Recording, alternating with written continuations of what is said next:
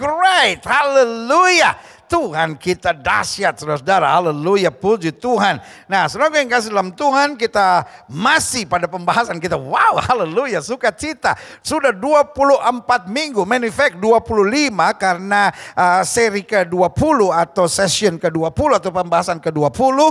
Kita ada 20A dan 20B karena pembahasan ini sangat menarik.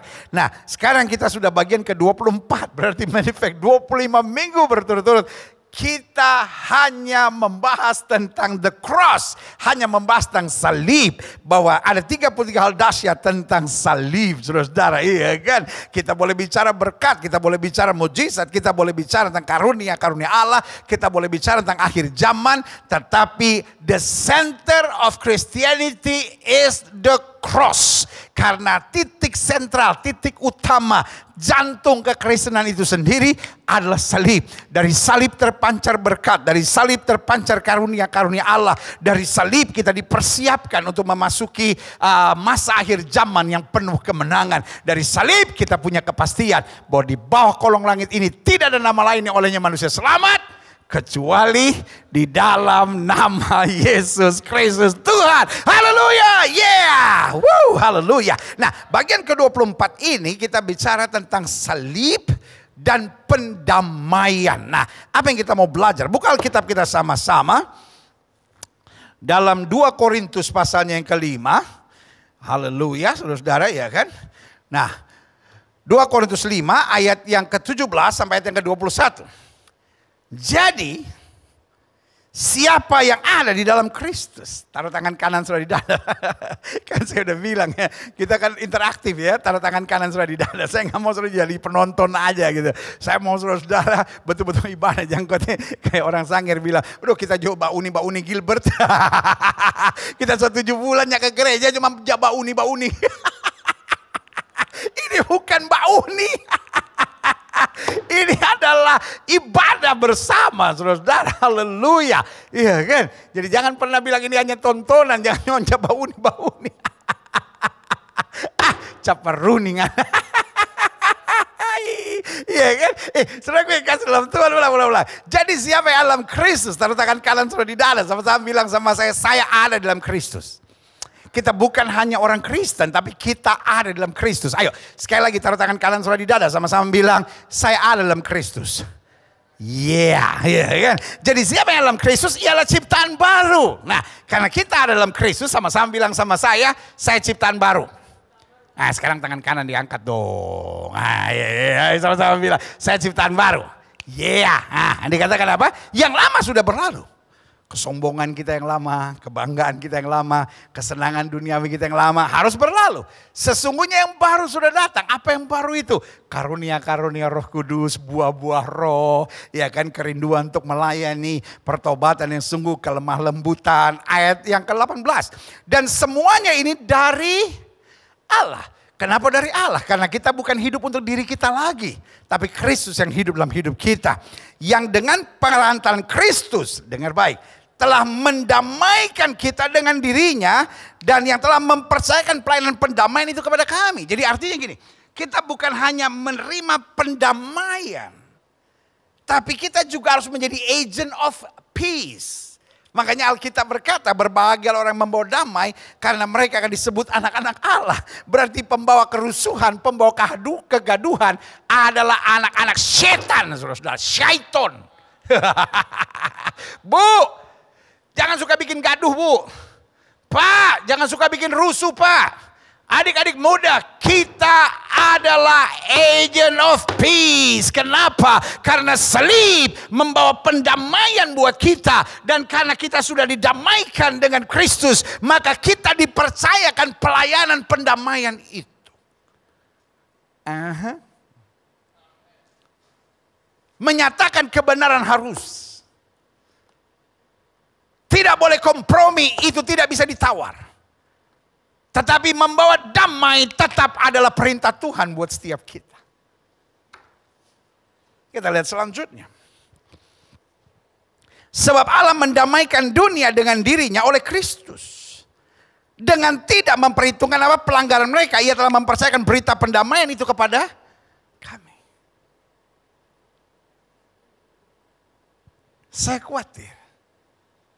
Banyak anak-anak Tuhan lupa ayat ini.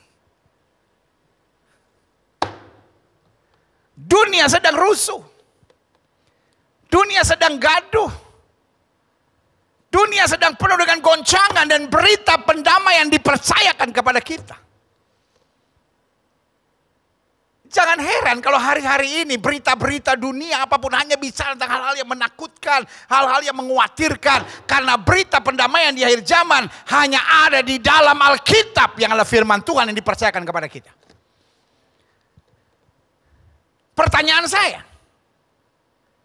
kalau anak-anak Tuhan juga gaduh, kalau anak-anak Tuhan juga rusuh, apakah itu tidak berarti anak-anak Tuhan sedang masuk dalam skenario iblis untuk mendatangkan kegaduhan, kerusuhan di akhir zaman? Padahal Tuhan mau supaya di akhir zaman ini kita membawa berita pendamaian itu.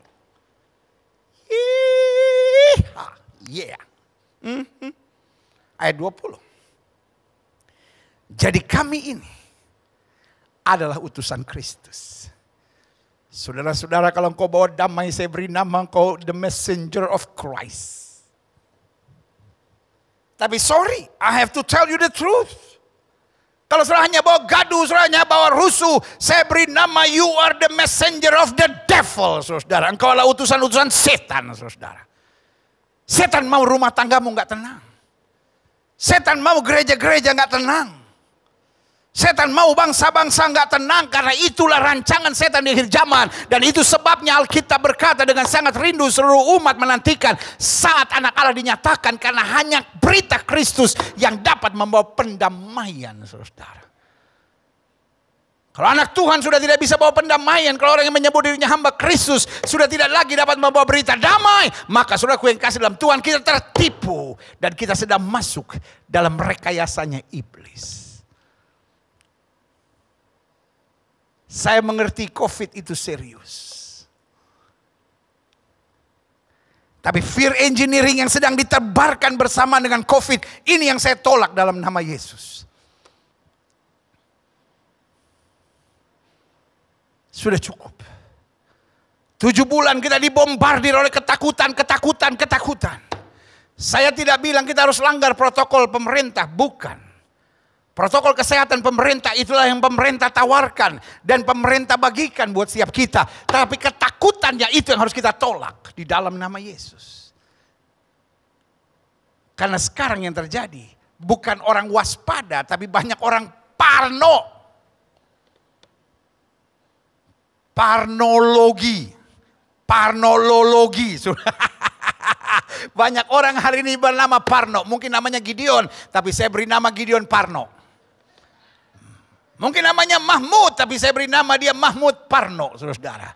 Mungkin dia bernama Tante Yoke, tetapi Tante Yoke Parno, dia nama lengkapnya, saudara. Parno sudah menjadi Parno sudah menjadi family name. Mungkin namanya Nenggolan, tapi dia Nenggolan Parno, saudara. Nenggolan mana? Itu Nenggolan Parno. Kalau namanya Dedi, maka minta maaf ya namanya Dedi. Kalau dia namanya Dedi mana sih? Dedi Parno. Dalam nama Yesus, setan di akhir zaman sedang mempersiapkan dunia yang penuh dengan ancaman, ketakutan, kerusuhan, dan kegaduhan akibat parnonya orang. Tapi sebagai hamba Allah, saya hanya mau ingatkan buat saudara, kita adalah utusan Kristus. Yang setuju sama saya angkat tangan kanan, kepalkan dan sama-sama bilang, saya utusan Kristus. Utusan Kristus berarti dia punya iman. Utusan Kristus berarti dia taat pada aturan. Utusan Kristus berarti dia ada damai di hatinya. Dia ada semangat dan sukacita di langkahnya. Dan dia punya pengharapan dan kepastian di hari depannya. Yang setuju katakan, yeah. Yeah. Aduh. Dari setiap pendeta yang online ini yang paling gila, saudara. Sebagian saudara berkata, pendeta saya ikuti yang lain-lain kayaknya normal-normal aja kok.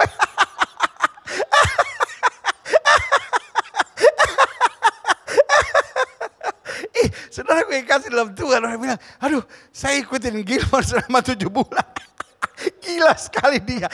Saudara gue yang kasih dalam Tuhan, I love you all. Saya tidak pernah merasa keberadaan saya di gereja dan saudara di rumah menjadi jarak. Buat saya kita satu kesatuan. Karena saya ada di rumah saudara masing-masing. Terus what? Saudara harapkan saya, oh saudara-saudara, Tuhan yang di sorga. Udah di rumah ibadahnya, pendetanya begitu lagi, waduh tambah stres saudara ya kan. Tapi kita lah utusan Kristus. Yang setuju sama saya bilang kami utusan Kristus. Jelas. Jadi kami ini adalah utusan-utusan Kristus. Seakan-akan Allah menasihatkan kamu dengan perantaran kami. Bahwa dalam nama Kristus kami meminta kepadamu, berilah dirimu didamaikan dengan Allah. This is not just about religion. Kalau saudara menatap saya dan berkata semua agama sama, mungkin saya setuju. Memang semua agama sama, termasuk agama Kristen. Tetapi kekristenan itu sendiri berbeda. Makanya sudah jumpai di mana-mana orang yang beragama Kristen tapi tetap mabuk, tetap judi, tetap berzina. Iya kan?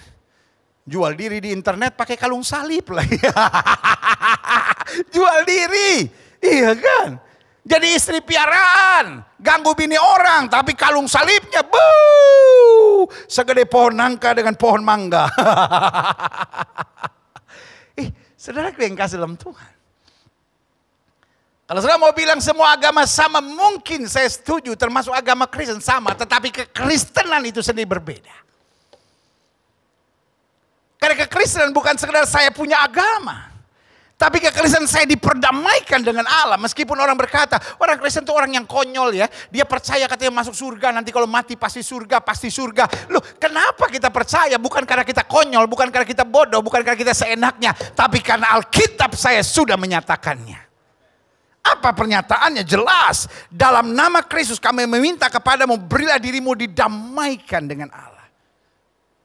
Berarti kekristenan adalah keyakinan akan salib. Bahwa di salib dia membayar segala-galanya. Dan tujuan utamanya bukan sekedar supaya saya diberkati. Tapi tujuan utamanya supaya saya didamaikan dengan Allah. Karena saya didamaikan dengan Allah, saya disebut anak-anak Allah. Dan karena saya anak-anak Allah, saya berhak menjadi ahli waris kerajaan sorga. Yang setuju katakan amin. Yeah. Lihat selanjutnya, klik. I'm so happy today. Saya begitu sukacita. Mungkin gara-gara Aten sama Sylvie tadi terus nyanyi hati yang gembira. Adalah obat. Ya, haleluya. Yeah. Selanjutnya, Dia, Kristus, yang mati buat kita di atas kayu salib. Dia yang tidak mengenal dosa, telah dibuat menjadi dosa. Where? At the cross. Dia yang tidak mengenal dosa telah dibuatnya menjadi dosa karena kita. Makanya dosa seluruh isi dunia ditanggungkan pada Kristus di atas kayu salib. Itu sebabnya Bapa memalingkan wajah daripadanya. Itu sebabnya dia harus berkata, Eli, Eli, lama sabachthani. Ada banyak orang yang mempersoalkan. Kalau dia Allah, kenapa Allah memalingkan wajahnya daripadanya? Karena firman yang menjadi manusia, firman Allah yang menjadi manusia itu ketika dia ada di dunia.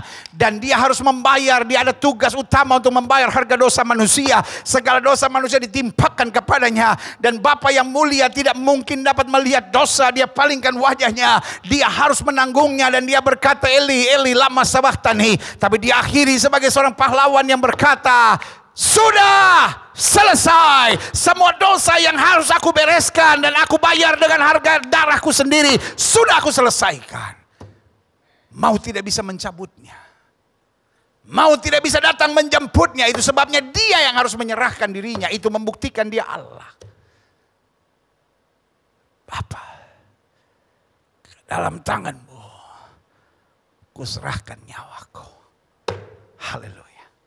Kita lihat, dia yang tidak mengenal dosa telah dibuatnya menjadi dosa karena kita. Supaya dalam dia,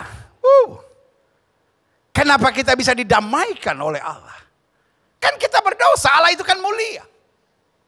Ada banyak orang yang berkata, orang Kristen pengajarannya sangat tidak masuk akal. Orang Kristen percaya bahwa dia dapat disebut anak Allah.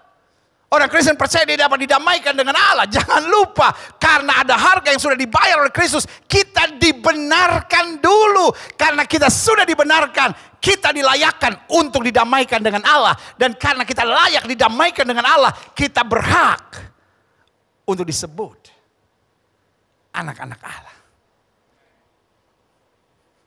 Banyak pengajar teologi yang membuat pengajaran ini menjadi membingungkan.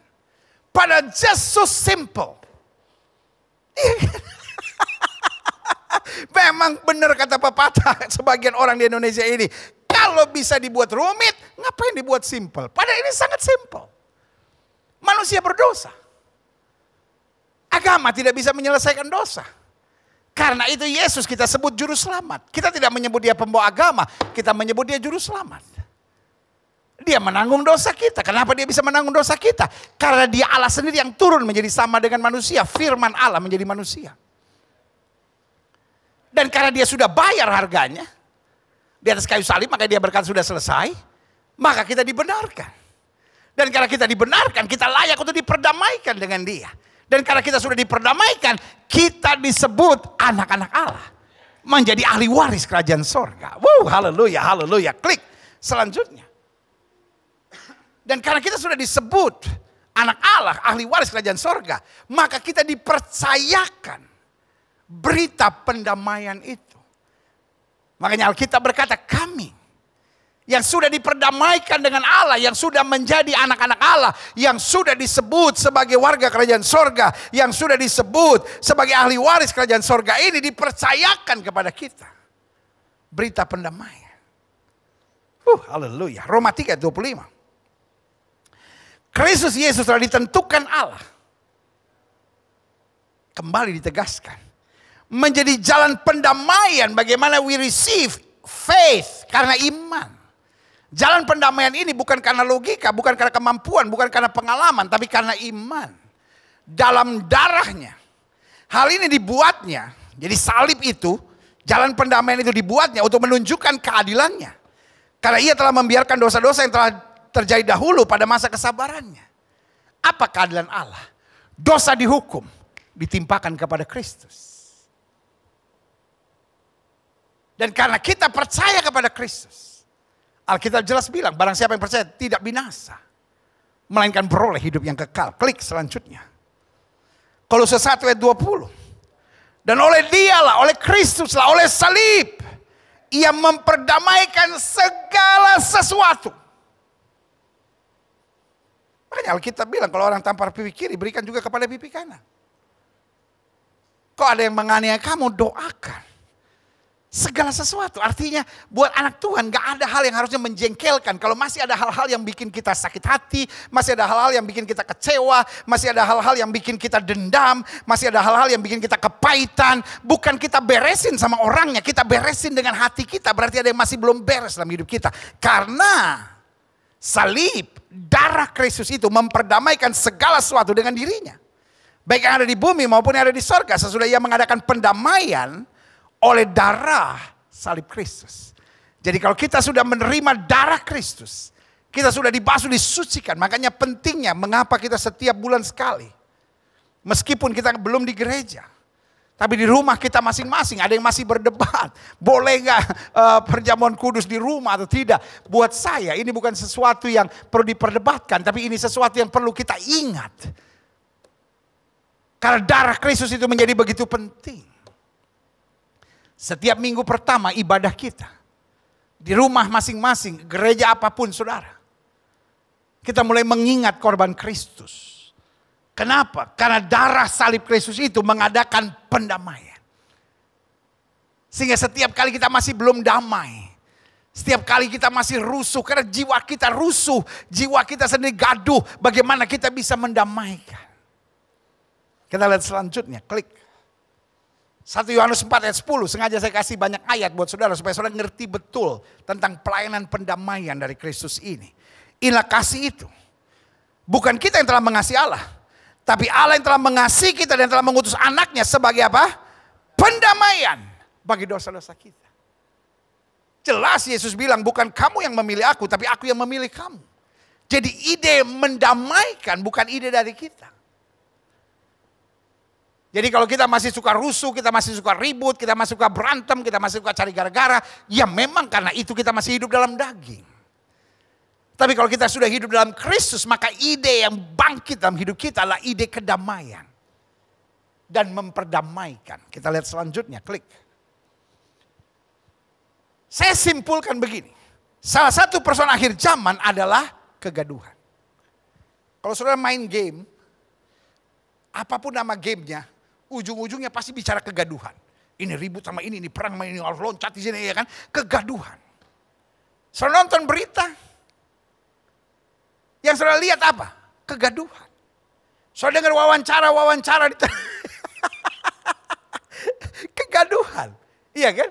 Saudara baca judul-judul YouTube dari YouTuber terkenal, semua bicara kegaduhan. Karena kalau nggak gaduh, nggak ada yang mau nonton. Sensasi menjadi barang jualan hari-hari ini. Kalau berita Joni dan Susi, rumah tangganya bahagia, nggak ada yang nonton. Joni dan Susi diambang perceraian, langsung 450.000 yang nonton. Manusia sudah diikat oleh setan, saudara. Manusia lebih menyukai kegaduhan daripada ketentraman. Kita lihat sinetron. Kita lihat berita entertainment.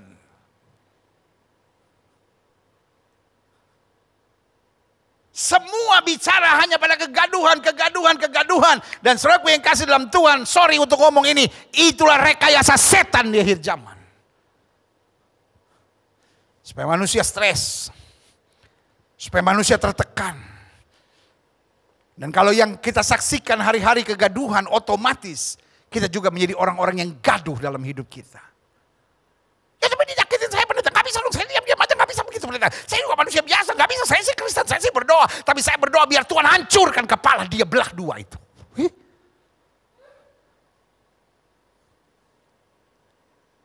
Yang saudara receive kegaduhan.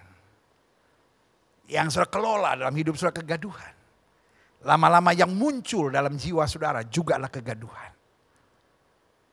Tetapi kalau yang kita terima adalah berita pendamaian Kristus, yang kita kelola dalam hidup kita adalah kasih dan damai Kristus, maka yang muncul dalam hidup kita pelayanan pendamaian.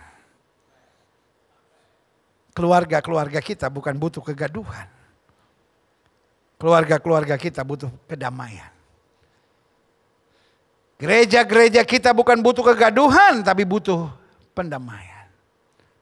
Bangsa negara kita bukan butuh kegaduhan, tapi pendamaian.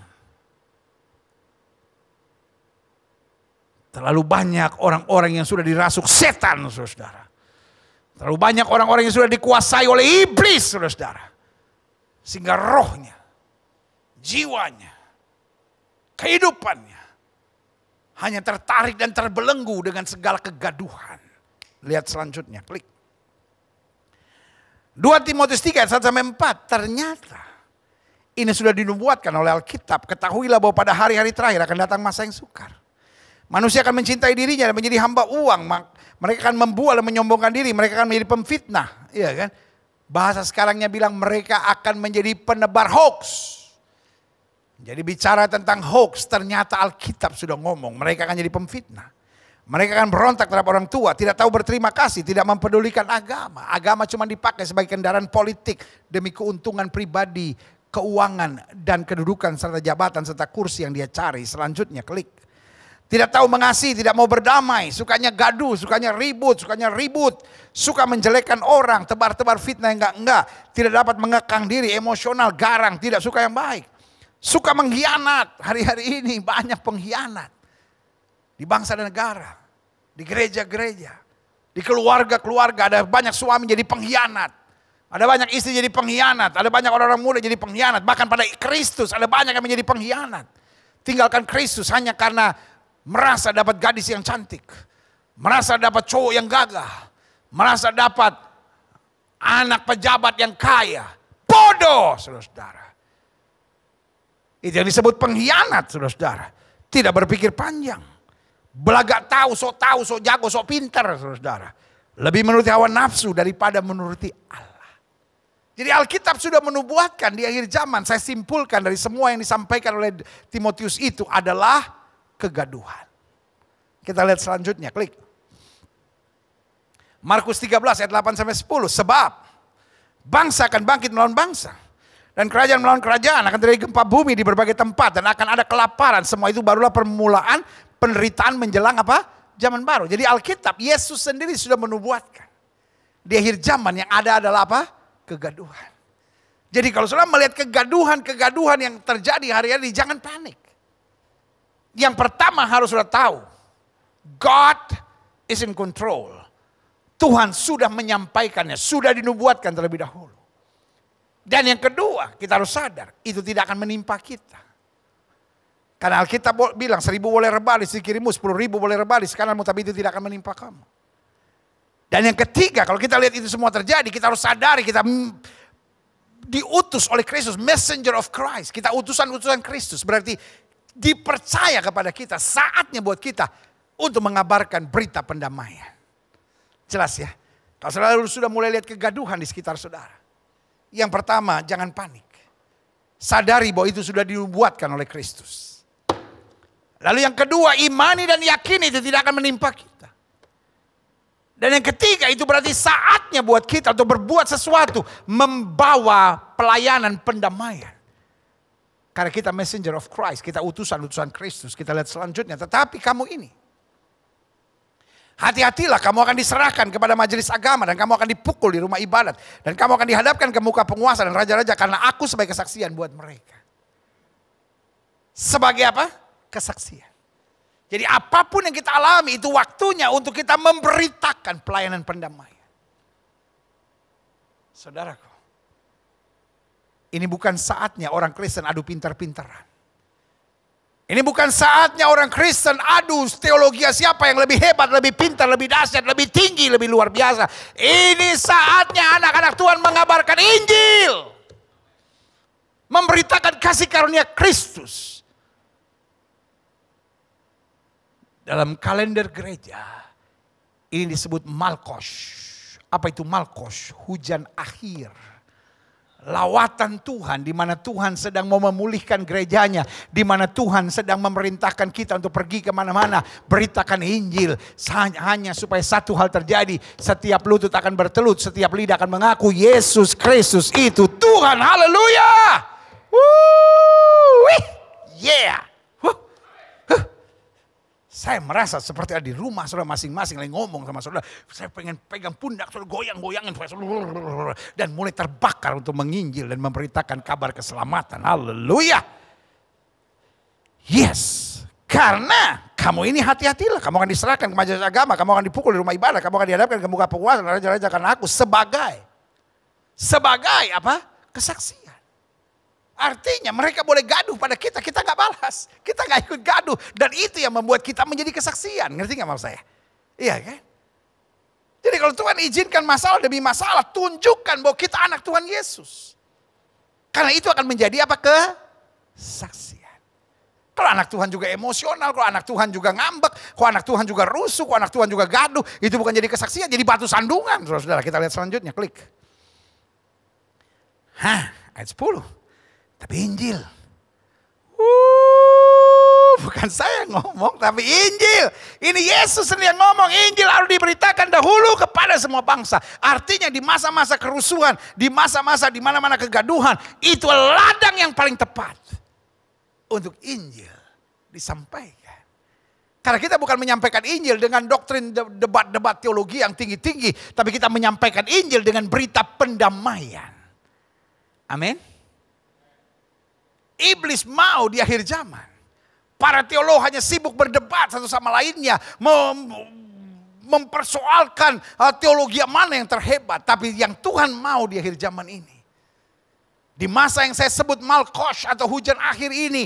Adalah saat di mana Injil diberitakan dalam kesederhanaan. Dengan berita pendamaian. Karena pada dasarnya orang tidak punya damai, orang tidak punya kepastian, orang tidak punya pengharapan. Karena pendamaian itu berarti saya punya kepastian, saya punya ketenangan, dan saya punya harapan. Serta saya punya jalan keluar. Amin. Kita lihat selanjutnya, klik. Kegaduhan ini terjadi di mana-mana.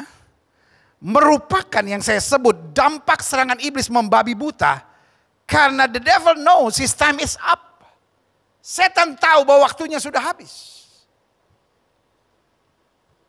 Sebentar lagi Tuhan akan menjemput gerejanya. Makanya saya sebut time of Malkos. Malkos dalam bahasa Ibrani itu artinya hujan akhir, saudara. Nah, kenapa saya bilang it's time of Malkos? Karena di satu sisi kita lihat Tuhan sedang mempersiapkan gerejanya, bukan gedungnya. Makanya gedung-gedung gereja dibiarkan tertutup supaya tembok-tembok gereja, tembok-tembok pemisah bisa teruntuhkan. Karena Tuhan sedang mempersiapkan gerejanya sebagai mempelai Kristus yang tak bercela.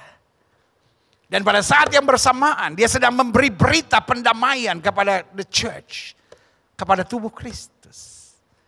Nah, kalau sesama tubuh Kristus saja nggak bisa damai, bagaimana kita bisa membawa pelayanan perdamaian? Bukankah itu rekayasa dan permainan iblis, saudara? Karena ingat, di saat anak manusia menabur benih, ada juga roh jahat yang menabur benih yang jahat. Di saat ada yang menabur gandum, ada yang menabur lalang. Itu yang terjadi di akhir zaman. Ketika Tuhan sedang mempersiapkan gerejanya untuk mengabarkan Injil di mana-mana tempat. Ada yang kelihatannya mengabarkan Injil tapi sebetulnya mendatangkan kegaduhan dan kerusuhan di mana-mana. Jangan tertipu. Karena ini adalah pemalsuan iblis untuk membuat lalang dan gandum tumbuh bersama. Tetapi saudara nggak perlu khawatir. Gandum tetap gandum. Dari mana kita bisa membedakan gandum dan lalang? Jelas Alkitab berkata pelayanan pendamaian dipercayakan kepada utusan Kristus. Dan iblis menyamar sebagai malaikat terang. Kelihatannya juga mengabarkan Injil. Tapi justru mendatangkan kegaduhan dan kerusuhan. Ini yang dari setan, saudara. Pastikan. Kita mengerti tanda-tanda zaman. Karena kegaduhan yang terjadi merupakan dampak serangan iblis yang saya sebut membabi buta. Karena iblis tahu the time is up. Klik. Lalu pertanyaannya. Kan Tuhan Maha Kuasa. Why God just didn't stop it? Kenapa Tuhan gak menghentikannya? Saya percaya. Inilah penggenapan yang sedang Alkitab sedang menyatakan bahwa di akhir zaman apa yang bisa digoncangkan akan digoncangkan supaya tinggal tetap kerajaan tidak tergoncangkan. Berarti mengapa Tuhan izinkan kegaduhan ini? God is not the cause of this riot. Tuhan bukan pencipta dari kegaduhan ini, tapi Tuhan izinkan to shape the church, to mold the church, untuk membentuk gerejanya untuk layak dalam kemuliaan. Yang pertama, mengapa Tuhan izinkan kegaduhan ini? Mempersiapkan orang-orang percaya yang berkualitas dan berintegritas. Serta siap masuk surga. Apa artinya berkualitas, berintegritas, siap masuk surga? Artinya tidak tergoncangkan. Meskipun dalam tekanan tetap mengadakan pelayanan pendamaian. Meskipun disakiti tetap mendamaikan. Meskipun dilukai tetap mengabarkan kasih dan kebenaran. Dan tetap menyampaikan berita pendamaian. Ini yang saya bilang. Berintegritas, berkualitas, dan siap masuk surga. Bukan hanya ketika disukai membawa berita pendamaian. Tapi bukan hanya ketika disukai, bahkan juga ketika dilukai tetap membawa berita pendamaian. Ini yang saya bilang berkualitas, berintegritas. Tidak mudah terpengaruh, tidak mudah goyah. Karena berita pendamaian itu bukan akibat. Bukan respons dari apa yang kita terima. Tapi berita pendamaian itu adalah respons karena kita sudah mengalami pendamaian yang dari Kristus. Beda. Kalau orang senyum sama kita, kita senyum. Itu kan namanya respons normal dari apa yang kita alami dan kita rasakan. Tapi yang saya sebut integritas, kualitas, dan siap masuk surga adalah kita yang sudah mengalami pendamaian Kristus akan mengabarkan berita pendamaian. Itulah pentingnya salib. Yang kedua, mengapa Tuhan izinkan kegaduhan ini? Mungkin sebagian kita berkata, aduh saya juga lelah pendeta ngadepin ini semua. Sabar, tetap beritakan Injil. Pastikan kita tetap jadi saksi Tuhan. Yang kedua, mengapa Tuhan izinkan kegaduhan? Mengadakan pemisahan antara lalang dan gandum. antara gelap dan terang, serta antara kambing dan domba. Karena yang lalang, yang gelap, yang kambing, dalam tekanan akan lari. Dalam masa-masa yang sukar akan berkhianat. Dalam masa-masa yang menyakitkan akan meninggalkan Tuhan. Tetapi yang terang, yang gandum, dan yang domba akan tetap bertahan sampai kesudahan. Yang setuju katakan amin. Yang ketiga, mengapa Tuhan izinkan kegaduhan ini? Memproses anak-anak Tuhan untuk memiliki dasar hidup iman serta fokus hidup kerajaan Allah. Kalau dasar kita iman, mau kegaduhan apapun di sekitar kita, berita di dalam kita tetap berita pendamaian. Berita kita tetap berita kasih karunia. Karena apa? Karena jelas dasar hidup kita bukan logika. Kan logika kan bikin, loh kalau saya digitin terus lama-lama saya juga gak tahan. Kalau saya digitin terus juga lama-lama saya berontak. Kalau saya digitin terus lama-lama saya juga gak sanggup. Iya kan, karena yang kita mainkan logika. Logika bisa mendatangkan kekecewaan tersendiri. Tapi iman selalu bersaksi kepada kita, Allah berikan yang terbaik buat saya, berikan tepuk tangan yang meriah buat Tuhan, haleluya. Dan karena dasar hidup kita iman, maka fokus kita kerajaan Allah. Bagaimana kita semakin siap menjadi warga sorga, warga kerajaan Allah. Bagaimana kita membawa suasana kerajaan Allah di tengah-tengah dunia seperti doa Bapa kami. Kita kadang-kala tiap hari doa Bapa kami tapi gak ngerti isinya, cuman hafalan aja. Bapa kami yang di surga, dikuduskan namamu, datanglah kerajaanmu. Bagaimana kita mendatangkan kerajaan Allah lewat hidup kita, sikap kita, keseharian kita. Karena fokus kita kerajaan Allah. Bagaimana kita makin berkenan di hadapan Tuhan sebagai warga kerajaan Allah. Bagaimana kita menghadirkan kerajaan Allah dan bagaimana kita meluaskan kerajaan Allah sementara kita hidup di muka bumi. Itu yang saya bilang, dasar hidup kita iman dan fokus kita adalah kerajaan Allah. Haleluya. Bagian sering melongo. Hah? Emang kita mau cepat mati? Kerajaan Allah bukan nanti setelah kita innalillahi wa inna ilaihi rajiun. Bukan. Sementara kita di muka bumi, kita dapat hidup sebagai warga kerajaan surga. Amin. Selanjutnya. Kalau Tuhan itu maha kuasa, kenapa dia izinkan kegaduhan-kegaduhan yang ada? Membuka pintu untuk kehausan, kebutuhan akan Injil dan keselamatan. Justru dengan kegaduhan-kegaduhan seperti ini, orang yang hanya memegang agama gak akan bisa tahan. Tapi orang yang punya kepastian juru selamat, itu yang akan punya kemenangan. Karena itu di akhir zaman, Alkitab bilang akan ada banyak orang lapar dan haus. Bukan sekedar akan makanan minuman, tetapi akan kebenaran. Karena kegaduhan-kegaduhan yang ada membuat kita semakin gak bisa berpegang hanya pada agama. Kita harus berpegang pada kepastian. Agama seringkali hanya mengingatkan, oh itu dosa, oh itu jahat, oh neraka.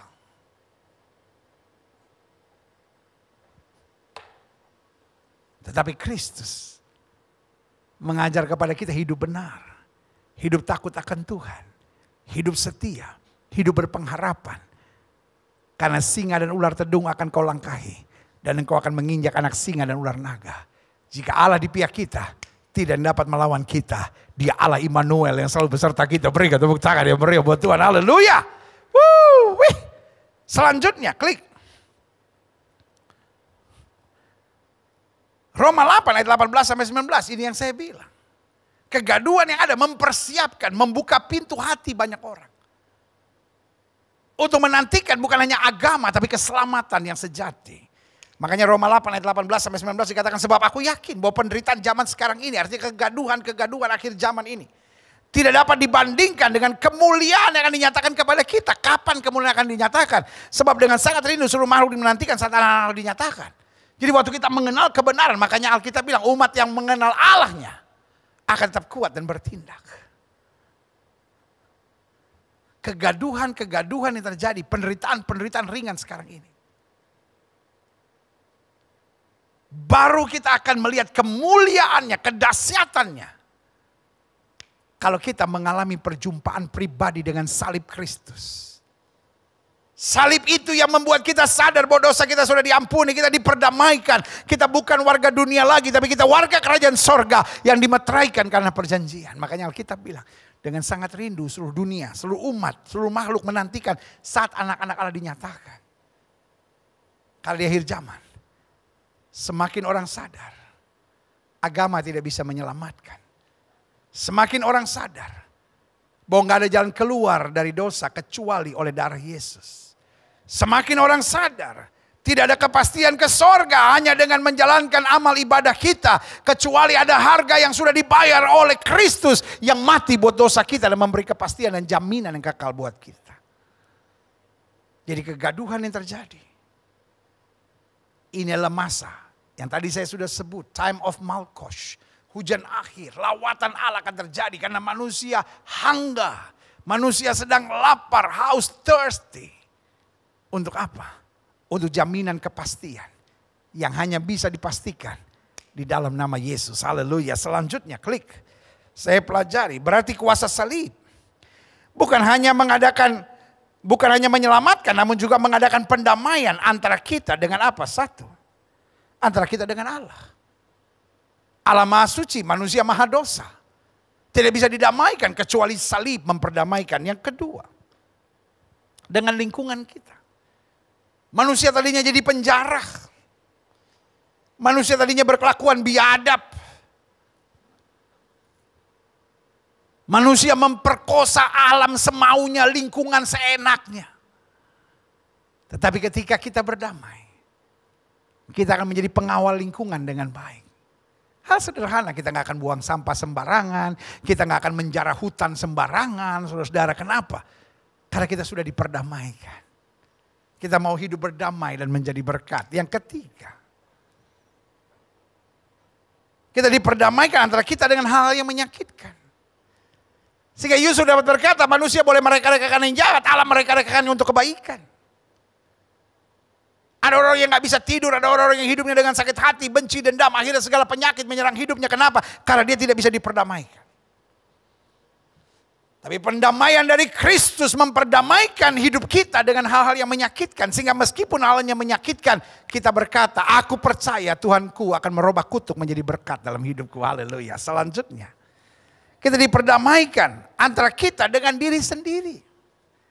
Ada banyak orang yang gak beres dengan dirinya sendiri. Masih banyak kepahitan, masih banyak luka, masih banyak trauma, masih banyak dendam, masih banyak kerakusan, masih banyak keserakahan dalam hidupnya. Sehingga dia gak bisa damai dengan dirinya sendiri. Klik. Saya pelajari. Salib mengadakan pendamaian dalam diri kita. Sehingga otomatis menciptakan pribadi-pribadi yang saya sebut beres dengan dirinya. Karena ada banyak orang yang selalu merasa dia punya persoalan dengan banyak orang. Oh, ini mertua saya gara-garanya pendeta. Oh, ini menantu saya yang menjadi persoalannya. Oh, ini supervisor di kantor saya. Lihat saudara yang kasih dalam Tuhan. Persoalan yang terbesar setelah dosa kita diampuni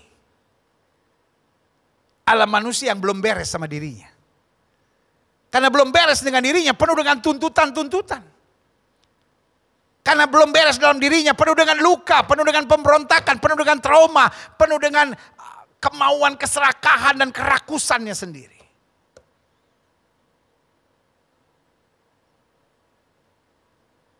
Tapi orang yang beres dengan dirinya akan berkata, segala perkara dapat kutanggung dalam Dia yang memberi kekuatan kepadaku. Orang yang sudah beres dengan dirinya akan berkata, Tuhanlah gembalaku, takkan kekurangan aku. Orang yang sudah beres dengan dirinya akan berkata, aku tahu kepada siapa aku percaya. Aku yakin Dia berkuasa. Berikan tepuk tangan yang meriah buat Tuhan. Haleluya. Jadi salib yang mengadakan pendamaian dalam diri kita otomatis menciptakan pribadi-pribadi yang beres dengan dirinya. Doa saya, di hari Minggu yang penuh berkat, penuh mujizat, penuh lawatan Allah ini, saya berbicara dengan orang-orang yang karena salib menjadi orang-orang yang mengaku diri sebagai utusan-utusan Kristus yang sudah diperdamaikan dengan dirinya sendiri. Apa cirinya? Minimal saya jumpai ada 4 ciri. Pribadi-pribadi yang sudah beres. Yang pertama cirinya. Tidak banyak menuntut. Namun selalu kreatif untuk terus melihat berkat. Dan menjadi berkat. Bukankah Yusuf dibuang ke dalam penjara adalah hal yang menyakitkan? Tapi kenapa dia tidak gaduh? Kenapa dunia ini penuh dengan kegaduhan? Karena terlalu banyak orang yang hatinya hanya menuntut. Harus begini, harus begini, harus begini, harus begini. Suami terus menuntut istrinya. Dan ketika dia tidak dipuaskan, akhirnya dia selingkuh dengan wanita lain. Makanya ada iklan yang bilang, ku tahu yang ku mau. Tapi seringkali kita nggak tahu apa yang kita mau semuanya.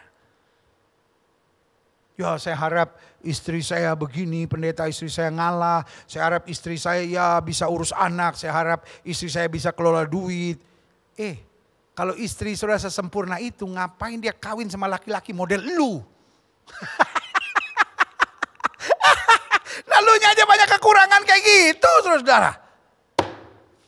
Ya saya harap suami saya begini, saya harap suami saya penghasilannya bagus, saya harap suami saya baik, saya harap suami saya bijaksana.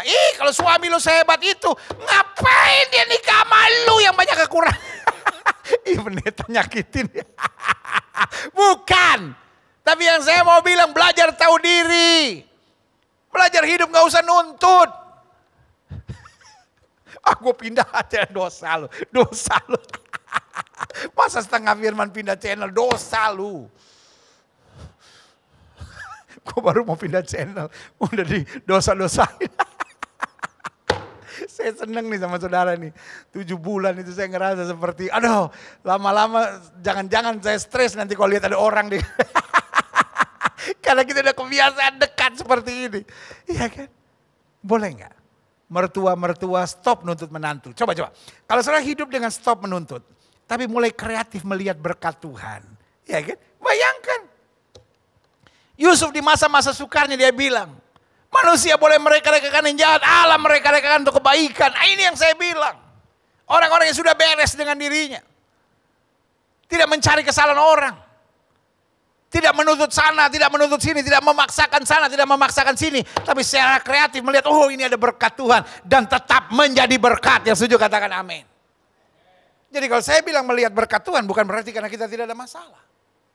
Melihat berkat Tuhan artinya di tengah masalah kita dapat melihat Tuhan tetap baik. Dan kita tetap terdorong harus menjadi berkat. Yang kedua. Apa ciri orang yang sudah beres dengan dirinya? Saya sungguh berdoa. Karena saya tahu ada banyak orang sudah Kristen, sudah melayani, sudah bertobat, sudah lahir baru, sudah penuh dengan Roh Kudus. Tapi sayang. Dia belum beres sama dirinya sendiri. Dalam dirinya masih ada banyak luka, masih ada banyak pemberontakan. Masih ada banyak roh kerakusan, masih ada banyak roh untuk menuntut, menghakimi, menyerang orang lain. Tapi kalau udah beres dengan dirinya. Akan menjadi orang yang selalu menjadi berkat dimanapun Tuhan tempatkan. Apa cirinya? Ciri orang yang sudah beres dengan dirinya, jika melihat kekurangan dan kelemahan orang lain, dia bukan hanya menyerang, mengkritik, bahkan tidak menghakimi dan menyerang, namun menolong, menghibur, serta menguatkan. Loh, kalau orang ada kekurangannya, kalau orang ada kelemahannya, kan bukan untuk dihakimi. Orang Papua bilang begini, Ade, kau Tuhan kah?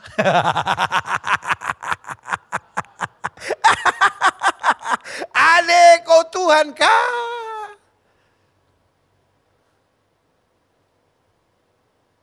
Kalau kita lihat kekurangan, kalau kita lihat kelemahan, lalu kita lihat kesalahan, lalu kita menyerang, kita menghakimi, kita mengkritik. Saya beri nama kau manusia yang belum beres sama dirimu sendiri. Kalau kau lihat ada kekurangan, ada kelemahan, ada kesalahan, bantu. Saya ambil contoh. Ada seorang nenek-nenek lagi jalan. Tiba-tiba jatuh. Haruskah saya bilang, bodoh banget tuh nenek. Saya jahat. Ya itu kan nenek-nenek. Tapi kalau orang kuat, oke. Saya anggaplah orang itu kuat. Tapi kento, tahu kento? Orang Manado bilang kento tuh pincang. Ya kan? Badan besar. Six pack. Kalau kita one ball. Ya kan? Six pack. Ya kan? Six pack. Wah, badan bagus. Tapi kento. Harus kita tahu. Laki-laki kento kasihan. Kau jahat. Kalau saya lihat kekurangan, kalau saya lihat kelemahan, bahkan kalau saya lihat kesalahan. Contoh, seorang guru mengajar, bertanya kepada muridnya, 9 kali 7 berapa? Ya kan? 7 kali 9 berapa? 9 kali 7 berapa? 65. Bodoh kamu, plak. Saya beri nama, itu guru yang bodoh. Jahat, tak bermoral, kerasukan setan. Tapi ketika anak muridnya berkata 65, dia berkata, nak, coba hitung betul.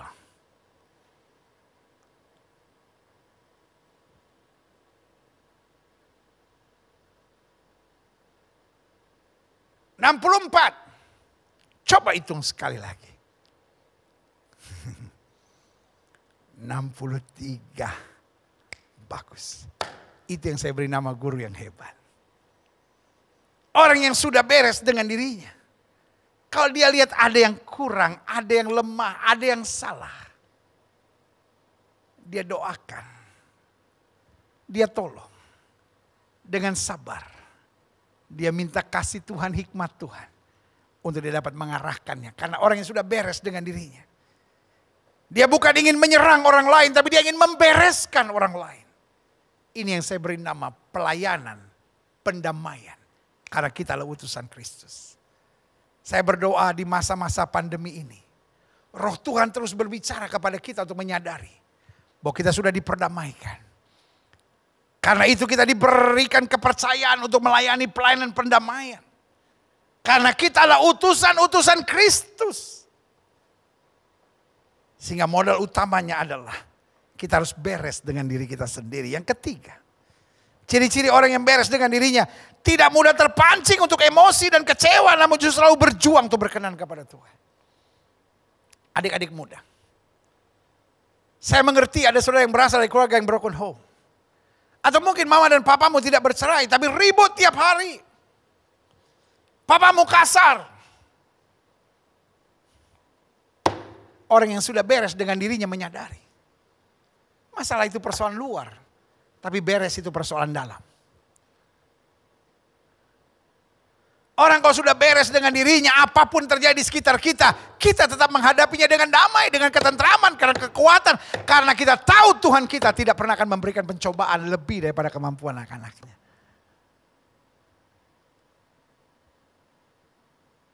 Ya kalau dia baik sama saya bisa baik sama dia. Tapi kalau dia jahat sama saya, oh dia belum kenal siapa saya. Itu saya beri nama Kristen Bunglon. Tahu Kristen Bunglon? Bunglon itu artinya di tanah merah saya jadi merah. Di tanah hijau saya jadi hijau. Di tengah rumput saya jadi hijau. Di tanah yang berwarna kuning saya berwarna kuning. Karena saya hanya ikut suasana. Itu yang saya beri nama orang yang belum beres sama dirinya. Orang yang masih butuh lingkungan untuk mempengaruhi dia. Tapi orang yang sudah beres dengan dirinya, dia jadi berkat, dia membawa damai. Karena dia bukan seorang yang mudah terpengaruh. Dia bukan seorang yang mudah terpancing emosi. Karena dasarnya adalah iman dan fokusnya jelas adalah kerajaan sorga. Yang saya katakan yeah. Yang terakhir, saya undang pemain musik maju ke depan. Adapun ciri-cirinya. Dan saya sungguh berdoa. Karena saya mengerti banyak orang sudah bertobat, sudah lahir baru. Tapi masih belum beres sama dirinya sendiri. Dirinya masih penuh dengan roh kerakusan. Dirinya masih penuh dengan jiwa pemberontakan. Masih banyak luka dan trauma yang belum beres. Dan darah Kristus mendamaikan. Saya bangga. Makin saya kupas tentang salib. Makin saya sadar banyak hal belum saya mengerti tentang salib. Ada orang-orang yang berkata, bosan. Lawatan Allah di rumah masing-masing bersama Gereja Bethel Indonesia Globe Fellowship Center. Cuman bahas salib. Udah 25 minggu salib. Tapi justru makin saya menggali tentang salib, makin saya harus meneteskan air mata dan berkata, thank you for the cross. Makin saya kesini membahas tentang salib, makin saya melihat begitu banyak hal yang belum saya mengerti tentang salib. Karena salib terlalu agung dan luar biasa. Dia bukan hanya menyelesaikan dosa saya, tapi dia membereskan hidup saya. Sehingga ciri pertamanya, orang yang sudah beres dengan dirinya tidak banyak menuntut, namun selalu kreatif untuk terus melihat berkat dan menjadi berkat. Yang kedua, kalaupun dia melihat kekurangan, kelemahan, kesalahan dari orang lain, bukan hanya dia mengkritik, tidak menghakimi, tidak menyerang, namun justru menolong, menghibur, menguatkan, mencari jalan keluar dan mendamaikan. Yang ketiga, tidak mudah terpancing untuk emosi dan kecewa, namun justru selalu berjuang untuk berkenan kepada Tuhan.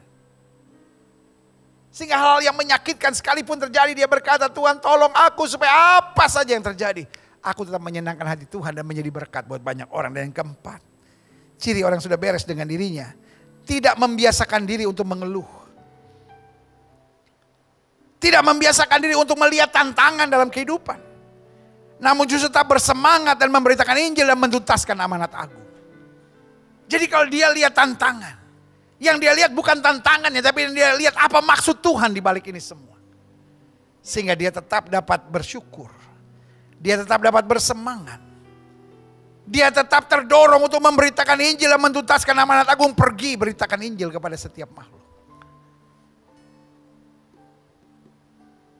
We are not living in Eden yet. Kita belum tiba di sorga. Pengkhianat masih banyak. Penjahat masih banyak. Hal-hal yang menyakitkan masih banyak. Tapi kita yang sudah diperdamaikan akan terus menjadi utusan Kristus yang dipercayakan pelayanan perdamaian. Folks, I love you all. Saudaraku, saya mengasihi saudara. Dan saya harus jujur bilang, dunia ini sedang penuh kegaduhan. Iblis sedang merekayasakan kegaduhan di mana-mana. Supaya manusia hidup dalam ketakutan. Tadi saya sempat singgung dengan cara humor. Banyak orang family name-nya hari ini telah berubah menjadi Parno. Kalau dia bernama Mahmud, dia bernama Mahmud Parno. Kalau dia bernama Faisal, dia bernama Faisal Parno. Kalau dia bernama Simbolon, dia bernama Simbolon Parno. Kalau dia bernama Yudi, dia bernama Yudi Parno. Kalau dia bernama Tina, dia bernama Tina Parno, saudara. Dan doa saya hari ini, kita adalah orang-orang yang sudah diperdamaikan. Kita membawa damai. Kita adalah utusan-utusan Kristus yang akan berkata, ini hidupku, pakai aku untuk kemuliaan.